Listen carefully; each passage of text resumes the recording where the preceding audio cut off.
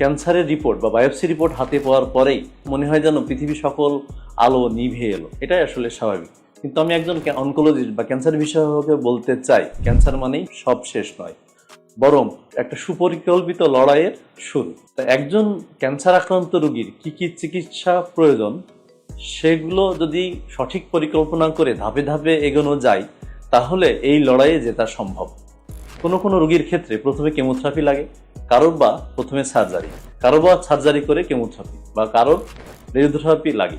এই সিদ্ধান্তগুলো বা এই ধাপগুলো কার কোনটার পরে লাগবে, এগুলোর জন্য আপনাকে একটা পরিকল্পনা করতে হবে। এই পরিকল্পনার জন্য একজন অভিজ্ঞ অনকোলজিস্টের পরামর্শ নিয়ে আপনারা যদি ধাপে ধাপে এগোন, তাহলে ক্যান্সারের চিকিৎসা সহজে আসলে জয় করা সম্ভব এবং এই লড়াইয়ে জেতা সম্ভব।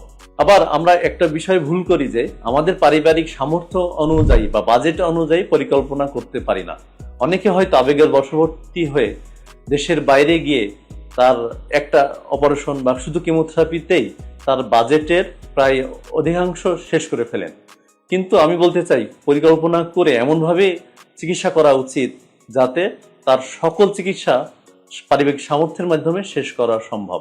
বর্তমানে বাংলাদেশে উন্নত মানের বিশ্বমানের ক্যান্সার চিকিৎসা সবই আমাদের দেশে সম্ভব, যেটা পরিকল্পনার মাধ্যমে নিলে আমরা ক্যান্সারের লড়াইয়ে জয়ী হতে পারবো। তাই আমি বলতে চাই, সঠিক সময়ে সঠিক পরিকল্পনা করলে এই ক্যান্সারকে আমরা জয় করতে পারবো।